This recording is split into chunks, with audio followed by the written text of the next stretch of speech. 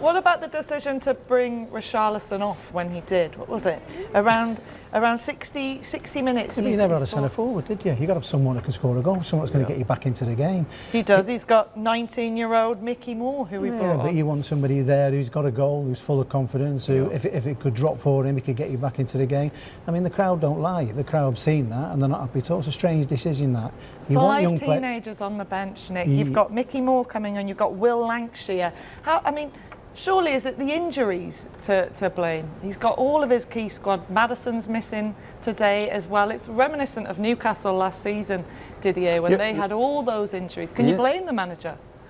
No, you cannot blame the manager. You can blame it just for his team coming like that in the second half and so poorly and conceded goals. But after I understand him, he doesn't have the solution on the bench.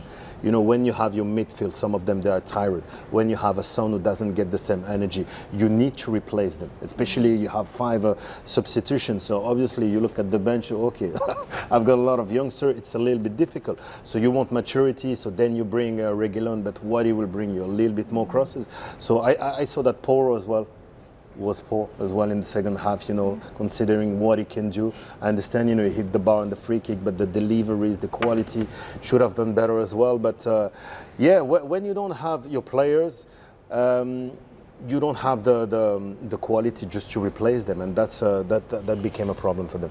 Yeah, but he's not going to get. The problem is now is he's not going to get time. If all these players came back, you missed Johnson out of that as well.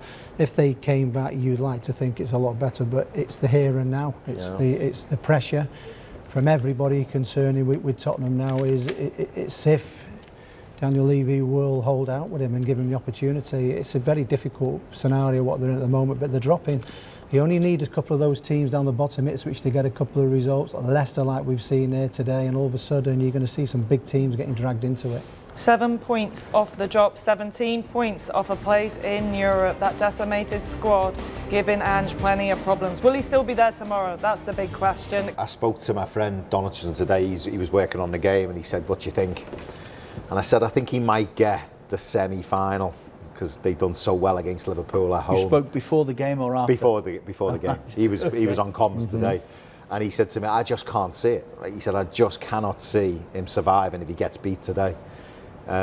He actually thought Van Nistelrooy might go had the result been reversed. So he was aligned with the fact that one of them might go. I still think, we went through it, didn't we? I still think he might just get the second leg at Anfield. It's a bit like boxing these days, Andy. A fighter, you go back 20, 25, 30 years or so, you could lose a fight and no one's questioning whether your career is over or not. No. These days you get beaten, you're done. Yeah. It's a little bit what you just said then of Van Nistelrooy and Postecoglou. One of the other losers and they're gone. Yeah. Why can clubs not absorb disappointment and grow from it and get better over a period of time? Well, some can, some have. History shows us that, but I think when let's just take these 2 coaches. Okay, how long has he been there, Postecoglou now? 2 years?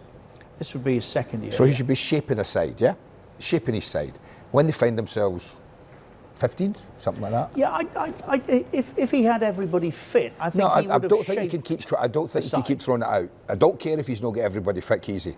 They should still be good enough to beat Leicester at their own ground. There's no ifs, buts, and maybes about that. There were enough good players in that Tottenham side to having taken the lead to win a football match. That goes against them, right? And when you're Van Nistelrooy, if you've lost 7 in a row and you're about to lose 8 in a row, then you're obviously under pressure. That's a given. So both these managers, for different reasons, well, for the same reason, they're not winning enough football matches. Leicester's dressing room we know about. It's notorious. Yeah. So from somewhere today, Van Nistelrooy has managed to get a performance. What are we saying then about Tottenham's? Has Postecoglou lost his players? Has he lost his players? I don't think so. How else can they lose then? In a fixture like that, at home, and you're dismissing the fact that he's got an injury list. No, I'm not dismissing it. I'm not saying it doesn't affect him. What I'm saying is a Premier League club has got 25 players good enough to play Premier League football, right? Then they're playing a team who have lost 7 in a row, who must be on the floor with regards to confidence. Well, explain it then. What happened? They get a 1-0 win, they get a 1-0 lead, and for whatever reason, they can't see it through. And that's been symptomatic of them. What's the reason? I think you look at the psychology of the game, and I think Andy's right. I think pound for pound, you look at the team sheets and you think they can't be beaten. I accept today. that. What's the reason? Because there's a real lack of confidence running through the players. I certainly don't think he's lost the dressing room. I don't think they're tired of what he's saying to them.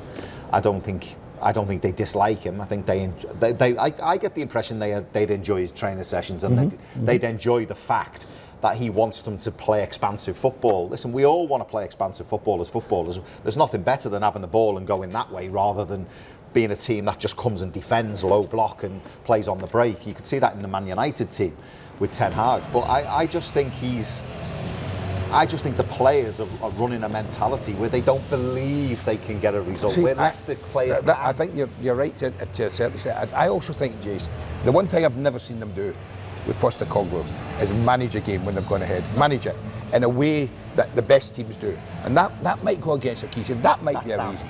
That's down to him. That might be a reason. He never like says, for instance, we're 1-0 up with 20 minutes to go.